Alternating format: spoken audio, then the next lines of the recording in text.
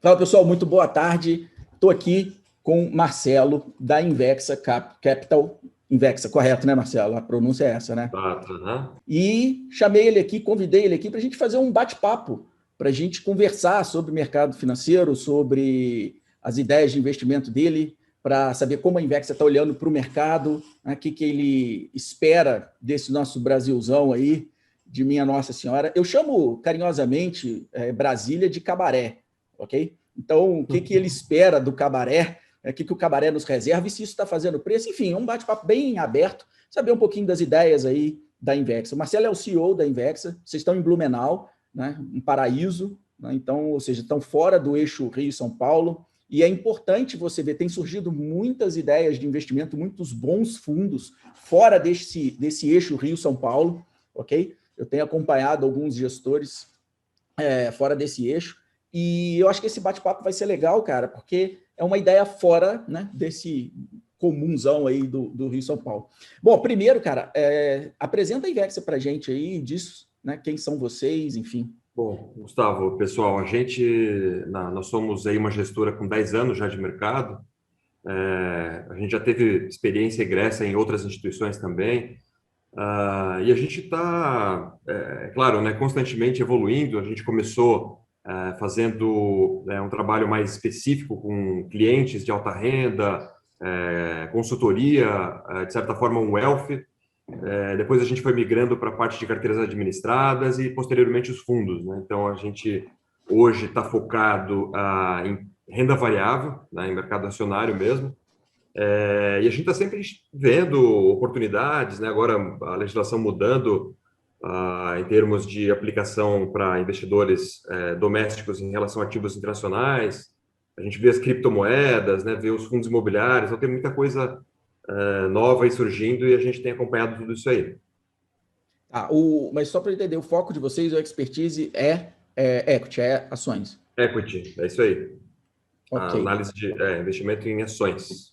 ok. E aí os fundos de vocês, vamos antecipar tudo isso aí, os fundos de vocês estão nas plataformas aí que a gente conhece, nas corretoras, como é que está A isso gente daí? E está, a quais gente fundos tá, vocês colocaram no mercado, para o pessoal entender? a gente tem hoje, Gustavo e pessoal, 4 fundos. Só que desses 4 fundos a gente tem um carro-chefe que é o Intermais, Ibovespa FIA. Os outros 3 fundos, ou ele é uma estratégia específica, ou é um fundo exclusivo, restrito, ou é um fundo que iniciou agora muito recentemente, então a gente prefere não ficar falando muito dele. Então, nosso carro-chefe realmente é esse Intermais. Hoje ele está com um patrimônio de 200 bilhões aproximadamente. Ele é um fundo, como você mencionou antes, é praticamente 100% o mercado acionário doméstico. E a gente faz nesse fundo o que a gente chama de gestão ativa, né? A gente está sempre buscando oportunidades, né? A gente tem uma tese de investimentos que olha um pouco o curto prazo, um pouco o médio prazo, né? A gente tem empresas que a gente está carregando há muito tempo lá no fundo. Tem outras que a gente entrou e já saiu porque a gente acreditava que era uma empresa boa, só que, e de fato, talvez ela seja uma empresa boa, só que a conjuntura não permitiu que ela avançasse em termos de preço, então a gente vai mudando o nosso perfil, a nossa carteira de acordo com cenários, né? A gestão ativa. Tá, já já vou querer te tirar alguns nomes aí, se você puder falar, é claro, mas daqui a pouco, mais para frente. Legal. Então, assim, a gente pode dizer que a casa é uma casa essencialmente focada em ações, né? Exato. Isso aí. Tá, legal, legal. Até os E outros, até plataforma. Gustavo, para fazer um parênteses, os nossos outros fundos, eles têm em algum grau investimento em ações também. Tá? Então, é uma casa de ações praticamente Tá, 100%. ok. E plataformas, onde que, por exemplo, se a pessoa tiver que assistir esse vídeo e quiser conhecer os fundos de vocês, quais plataformas estão disponíveis? Pode dizer? Orama, Warren, a gente está na Nova Futura, Necton, CME Plus, Elite, agora recentemente a gente está com BTG, só que é sob demanda ainda. A gente está fechando agora também com a Mirai e com a Toro. Tá, ótimo, bastante. O BTG tem crescido bastante, né? O pessoal está acompanhando a movimentação do mercado, os caras estão indo forte, né? Bom, vamos falar um pouquinho então de mercado, que eu acho que é o que importa hoje em dia, né? Qual é a tua visão para o mercado doméstico de bolsa hoje? Bom, Gustavo, o mercado hoje, a gente, claro, passou por esse período de crise aí, ano passado, distorção, né, nos preços dos ativos devido ao corona. A gente já voltou àquele patamar pré-crise, né, em termos de preço.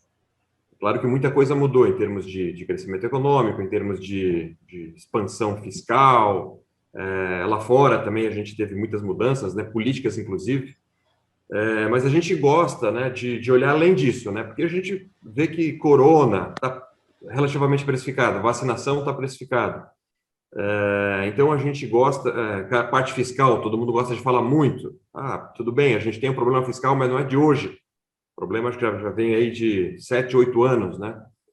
Então, o que o Brasil precisa é uma estabilidade, né, política, uma estabilidade econômica para que a gente volte a crescer, que a gente consiga estabilizar essa relação dívida-PIB, né? Isso é dado, todo mundo conhece. A gente gosta, dentro do mercado de ações, Gustavo, pessoal, dar uma olhada nas empresas que elas possam ditar alguma mudança nos padrões de consumo, né? Então, por exemplo, a gente vê hoje a questão de digitalização, internet, os bancos digitais, né? O varejo digital, o varejo eletrônico. Então, são coisas que a gente está sempre tentando acompanhar essas mudanças de padrão de consumo. Geração nova vindo aí, a geração Y, a geração Z, como é que elas vão se consumir perante esse mercado, né? Então, a gente procura também ver essa questão para ver as empresas que possam se destacar num prazo de 10, 15, 20 anos, para que a gente consiga fazer alocação nessas empresas que elas têm esse potencial. Então, de forma bastante resumida, isso seria como a gente tenta enxergar, assim, né, em longo prazo, né, nossa estratégia de longo prazo. Ok. Mas você acha que o Brasil está caminhando para essa estabilização política? Se a gente analisar o curtíssimo prazo, né, a gente, com a eleição dos novos presidentes do Senado e da Câmara, a gente pode dizer que existe um Congresso mais alinhado com o governo federal. Isso não necessariamente indica que exista uma estabilidade política, né? Mas já é uma certa afinidade maior do que existia no passado. A gente tem, obviamente, a gente tem uma pauta política ali ditada, né, pelo governo, só que a gente tem que separar um pouco que essa pauta política do que são ações econômicas, de fato, né? Estabilidade econômica, né? A gente vê hoje o empresariado relativamente confiante, dada toda essa situação que a gente teve de coronavírus, né? Aí você me pergunta, Marcelo, é o ideal? Eu acredito que não, mas eu acredito que está tendo um padrão de evolução nisso aí, estabilização. Já tivemos muito pior, né? 2019, 2020, eu acho que a gente está tendo uma evolução em termos de estabilização política e econômica. Tá. O Brasil tem ainda uma democracia muito jovem, né? E passou por 2 impeachments, não é algo assim já amadurecido, né? Não é uma democracia do sentido político aí só, restrita à política, amadurecida. Eu acho que realmente a gente ainda tá passando por um processo de amadurecimento. Mas se a gente for olhar então politicamente, mas também a gente fala sempre de política porque a política no Brasil faz muito preço, né? Infelizmente, política no Brasil faz muito preço. Principalmente, a gente viu casos aí da Petrobras recentemente, vai intervir, não vai intervir, essa coisa toda. Agência reguladora mudando preço também, mudando forma de você reajustar cobrança de estatal, enfim. Então, o político realmente faz preço. Tá, diante dessas ideias que vocês têm aí, alguém especial aí, ou um ou dois especiais aí, que vocês nutrem um carinho maior, carregam por um tempo maior e conseguem vislumbrar um futuro mais promissor? Olha, Gustavo, a gente tem algumas empresas, sim, que a gente gosta, né, que a gente carrega mais tempo, mas hoje a nossa estratégia ela está basicamente ela está ligada a três pilares aí. A gente bota aí a parte de digitalização, que eu falei para você, a questão dos bancos digitais, comércio digital, padrão de consumo digital. A gente está sempre olhando para isso aí. Esse hoje é um dos nossos pilares. O que representa isso na empresa hoje? A gente tem posições em alguns bancos médios, bancos digitais, BTG, Banco Inter, Banco Pan-Americano, né? Isso é só para dar um exemplo. Tivemos uma exposição relativamente grande em algumas varejistas digitais até ano passado, Magazine, Via Varejo. Então, essa linha de pensamento a gente trabalha com esse tipo de empresa. E aí, hoje, a gente trabalha também, segunda vertente de investimento seria, que você mencionou aí há pouco, a questão de commodities. A gente está enxergando uma recuperação da economia e a oferta ela não está acompanhando essa evolução da demanda, né, em termos mundiais. Então, a gente vê preço de proteína animal, preço de minério de ferro, minérios em geral, próprio barril do petróleo, agora deu uma recuada recente, mas também estava numa escalada. Então, a gente tem um certo posicionamento em empresas desses setores. Vale, a Prio, né? A gente não investe em Petro, mas a gente investe num par privado, e algumas empresas que têm alguma relação relativa aí com minério de ferro, né? Algumas siderurgias, siderúrgicas, né? Então, a gente gosta também dessa parte de commodities, né? Empresas de proteína animal também, a gente tem alguns investimentos.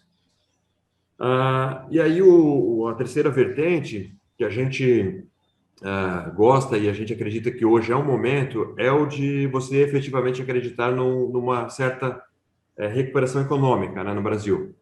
A gente não sabe ainda a velocidade disso, mas você sabe que a gente tem que estar sempre se antecipando esses movimentos. Então, aqueles setores que são mais favoravelmente impactados, né, que reagem melhor a uma retomada econômica, de certa forma, o setor de construção civil, os setores de consumo cíclico, né, a gente também tem posição.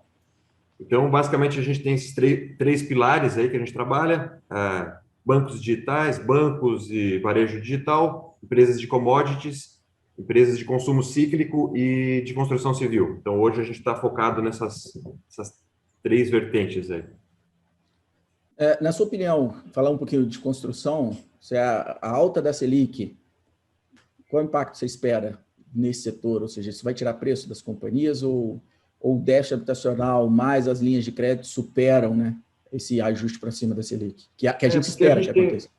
Sim, Gustavo, é que a gente tem no Brasil muitas linhas de crédito subsidiadas, né? Então, a Selic, claro, ela é importante, mas hoje você tem muito crédito subsidiado e a demanda ela é muito maior, né? Então, obviamente, a gente não espera que a Selic, esse novo ciclo de alta que a gente espera, deva ser tão grande, né? Claro que a gente tem também uma expectativa de que isso não vai ser tão grande. É claro que se você também tem uma elevação de juros, você acaba fazendo o achatamento de curva, né? Linguajar mais técnico, né? As curvas de longo prazo, elas dão uma acomodada também. Então, a Selic em si não é a nossa principal preocupação, né? A gente tem crédito subsidiado, tem demanda, então a gente acredita, é um setor que culturalmente ele está intrínseco na poupança do brasileiro, né? O brasileiro gosta de fazer poupança em imóveis, então a gente acredita que é um setor que vai reagir, independente de Selic. Eu tenho percebido também um aumento da oferta de crédito imobiliário. O próprio Banco Inter que você citou aí, você contrata um crédito imobiliário hoje pelo app dele. Então, creio eu que o BTG vai entrar nessa brincadeira, porque é um mercadaço imenso, gigante, não só para baixa renda, mas para a classe média. E com as taxas, né, com as taxas amenas atuais. Né, é um mercado que amadureceu muito, né? O mercado imobiliário hoje, você tem pesquisas de demanda, você constrói para um público, né? Então, e o crédito para os bancos é muito interessante você dar por conta das garantias, né? Você tem garantias reais, garantias imobiliárias, então é um tipo de mercado, principalmente nessa tipologia de crédito imobiliário, eu acredito que é um mercado que vai se desenvolver cada vez mais. Você acredita, então, que a gente possa viver um boom parecido com aquele ali, 2008, boom imobiliário aqui no Brasil, que a gente viveu lá atrás? Existe uma tese no mercado sobre isso, né? É que tudo depende de como vai avançar essa evolução de recuperação econômica, né? Eu não sei te dizer se isso vai ser 2, 3, 4 anos, mas a gente tem que primeiro avançar economicamente, recuperar essa massa de desempregados, né? Porque sem renda também não tem financiamento, não tem crédito imobiliário. Mas considerando aí num prazo de, vamos botar aí 3, 4, 5 anos, se a gente voltar a ter um crescimento econômico, não digo robusto, mas que a gente consiga ter uma estabilização no crescimento econômico, recuperação de emprego, é um setor sim que vai estar no front aí, setor de construção civil, de corporação, a gente vai ter que olhar para ele sem dúvidas, cada vez mais. Ok. Bom, falando um pouquinho de commodity, também eu já li muitos gestores e analistas falando e acreditando num super ciclo de commodity. A Invexa também tem essa ideia, acredita que o minério vai valer mais do que, sei lá, $200, que já é recorde, né? Já é algo assim, para quem está no mercado há muito tempo, ver minério a $170, tanto que o Steinbrück lá com a mina de pedra conseguiu fazer o IPO dele depois de anos querendo fazer o IPO, né? Foi lá e meteu Casa Mina de Pedra aí na turma. Sim. Falar de commodities, assim como falar de dólar, sempre é muito difícil, né? Em termos de preço, né? Mas as commodities elas são assim intrinsecamente o que move o mundo, né? Toda a parte de infraestrutura global, a própria parte de incorporação que a gente está falando aqui de construção civil, e a gente tem alguns players, claro, fortes players, mas e claro que também vem ampliando essa capacidade de oferta. Mas eu acredito que nesse momento, né, talvez de retomada mais forte da economia, estímulos lá fora, de a magnitude nunca antes vista, né, a gente acredita que possa haver sim um ciclo de commodities. Não sei se seria um super ciclo de commodities, mas a gente não espera aí um arrefecimento de preço de minério em curto prazo, nada disso. Eu acho que o preço é para cima. Pelo menos é a nossa visão aí. Agora, precisar aí o prazo é mais difícil de você falar, né? Mas se for para dar algum parâmetro mais objetivo, eu não acredito que seja igual aquele que você mencionou aí, aquele lá de 2 décadas atrás. 2001 a 2008, né? Eu acho que é É mesmo, menor. é mesmo porque era outra. A China não era industrializada em termos de siderurgia. Pô, os Minas deitou o cabelo exportando.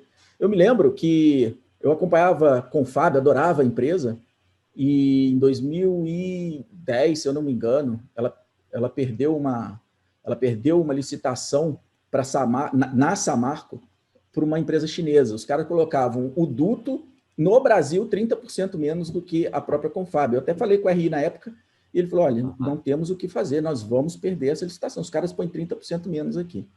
Tá? Beleza. Aqui, para a gente encerrar, para correr aqui para o finalzinho desse nosso bate-papo, tá? Falar um pouquinho de mercado interno, varejo, consumo, né? Algo que está mais ligado mesmo à nossa economia. Você já tinha dado a gente já falou aqui de commodities, né? Falou um pouquinho de tech e tal, de mercado de incorporação. E o varejo em si, recuperação, aí eu falo geral, shopping, você falou um pouquinho de varejo de tecnologia, mas varejo de shopping, varejo de vestuário, pode pôr no balaio de gato aí esse varejo tech, qual a expectativa de vocês em relação ao preço e valor dessas companhias? Você já até deu uma deixa, né, que vocês desinvestiram em techs de varejo, né? Então, Sim. enfim. Sem dúvida, Gustavo, é um setor que a gente também vê com bons olhos, né? Claro, é tudo aquela questão, né? Depende da retomada do crescimento, retomada de renda da população, mas é um setor que ele sempre teve muito ligado também culturalmente à própria característica do brasileiro, né? O brasileiro é um povo que ele consome muito, né? Então, é claro, se você começa a ter uma certa estabilidade, né? Você tem uma retomada da confiança, as pessoas poderem sair à rua sem medo, né, de serem contaminadas. É claro que as coisas naturalmente vão ocorrer, né? O varejo ele vai voltar a ter uma atratividade, vendas, não só o varejo digital, né? O varejo tradicional também. É claro que está dependendo da vacinação e dessa confiança do pessoal sair na rua e não ter medo de ser contaminado, medo de perder o emprego, né? Os que ainda têm, né? Então, a gente vê, sim, ele é, de certa forma, um setor que teria uma recuperação até um pouco antes desse setor de construção civil que a gente está mencionando. Talvez um setor que já deva ir super bem no segundo semestre desse ano, retomada, né? Segundo semestre, já as vendas de Natal desse ano, aí de 2021, já podem até serem melhores, né?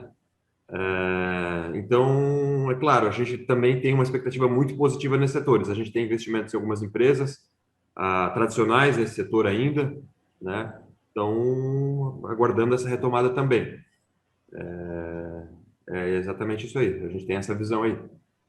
Ah, legal, tá. Eu acho que agora o grande drive mesmo, então, é a vacinação, né? A vacinação acontecendo, as pessoas retomam as atividades, né? E passam Exato. a, consumir. Né, eu acho que tem uma represa de consumo parado aí na hora que a atividade voltar. A gente sabe que o emprego é retardado, né? O emprego é a última linha que vai voltar. Eu me lembro muito bem, em 2015, na 14, na corrida presidencial, a gente sabia que a economia ia mal, mas a empregabilidade ainda sustentava o governo Dilma, né? E depois ela veio a despencar, porque é a última coisa que realmente vai ajudar, vai funcionar na economia. Bom, é isso então. Sobre a gente terminar, você quer falar as ideias do varejo que vocês têm hoje? As empresas? Uma, duas só, aquelas que vocês têm A mais gente confiança. tem a lojas Renner, Arezzo. A gente tem uma pequena posição nessas varejistas aí digitais também, a Via Varejo. Ainda tem, né? Uma pequena posição. Ainda tem alguma coisinha assim. A Via Varejo até surpreendeu aí com o balanço aí semana passada, né? Veio super bom, né? Veio um balanço bom, o mercado reagiu bem, né? A grande dúvida que a gente tem, Gustavo, em relação à questão do varejo digital é se haverá espaço para todas elas, né? A gente tem uma Magazine, tem uma Via Varejo, aí você tem aí um Mercado Livre que não está listado em Bolsa Brasileira, você tem uma Amazon. Qual deles vai ser o driver, né? Qual deles vai ser o cara que vai puxar? Você pode Tá pôr todo loja mundo americana no meio também, né? lojas americanas, exatamente, esqueci, muito bem lembrado. Então são cinco aí no mercado brasileiro. Lá fora nos Estados Unidos, a principal é a Amazon. É a dúvida que fica, né? Vai ter espaço para cinco? Esse é a grande Estados questão, Unidos né? tem duas varejistas de farmácia, tem uma mega varejista online. Então, assim, é importante, é boa essa colocação, porque o investidor fica ligado, Exatamente. né? É um investimento que você exige muito investimento em tecnologia, investimento em logística, né? Não é uma operação barata, né? Então você precisa de escalabilidade, né? É o que a Amazon É. faz lá fora. Uhum. Então é só essa nossa dúvida em relação ao varejo digital, né? Quem vai ser a campeã? Tá. Para a gente fechar, então, Marcelo, eu queria agradecer o seu tempo, agradecer esse papo, foi legal. E, enfim, se quiser deixar um recado final aí para o pessoal que está assistindo o vídeo, só Não, falar. legal. É o que o Gustavo comentou aí. A gente tanto o investimento em fundos de ações quanto o investimento em equities, ações diretamente, ele tem que ser precedido de muita análise, muito estudo. Vai lá, abre o site de RI da empresa, procura saber que tipo de empresa é. É muito mais prazeroso você fazer isso do que talvez ir lá e abrir uma notícia rápida, né? Porque lá você tem de fato a notícia real, né? Ali nas capas das manchetes do noticiário rápido, você vai ver ali, a bolsa caiu por causa disso, bolsa subiu por causa daquilo. Na realidade, isso aí é tudo movimento especulativo de curto prazo, né? A gente tem que sempre olhar fundamento das empresas, tem que olhar padrões de consumo, como eu mencionei antes, deixar um pouco de lado essa questão negativista, aí, vamos botar assim, né? Tentar olhar de fato o que é a economia real, as empresas, né?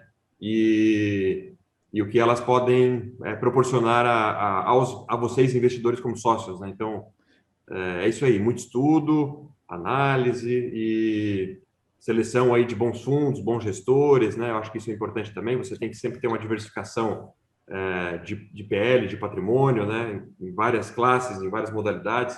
Você fazer investimento num FIA, por exemplo, que é o que a gente faz hoje, você acaba não terceirizando, você acaba compartilhando a sua forma de gerir com outras pessoas, né? Isso é importante, mais de uma cabeça pensando. As taxas de administração dos FIAs, relativamente ao que eles podem proporcionar, é muito baixa, né? Um exemplo que eu posso dar, a nossa taxa de administração do Intermais é 2,5%. Ano passado, a gente, claro, foi um ano atípico, né? A gente não pode ficar sempre batendo nessa tecla, mas a gente entregou 96,4%. Então, é como se, de forma bruta, a gente tivesse entregado 98%, 99%, né? O cotista, ele não se importaria de pagar esses 2,5% para ter 96% no bolso, né? Então, eu acredito que esse seja o caminho, né? Diversificação, análise das empresas, análise dos fundos, análise dos gestores, diversificação do portfólio como um todo, né? Aplicação reserva de liquidez, reserva offshore, reserva interna e alguma coisa talvez em criptos, né? Claro que isso é muito pessoal, mas a gente acredita que também possa ser uma opção. E alguma coisa talvez em FIPs, né? Alguma coisa em empresas de capital semente, algumas empresas que têm potencial de grande valorização, os private equities da vida, né? Alguma coisinha também pode ajudar nesse sentido aí. Claro que uma proporção bem menor, né? Porque são capitais de maior risco e de mais longo prazo, né? Perfeito. Cara, agradeço, obrigado por você ter batido esse papo comigo aqui e até a próxima, cara. Valeu. Eu que agradeço, Gustavo. Tudo de bom aí. Valeu.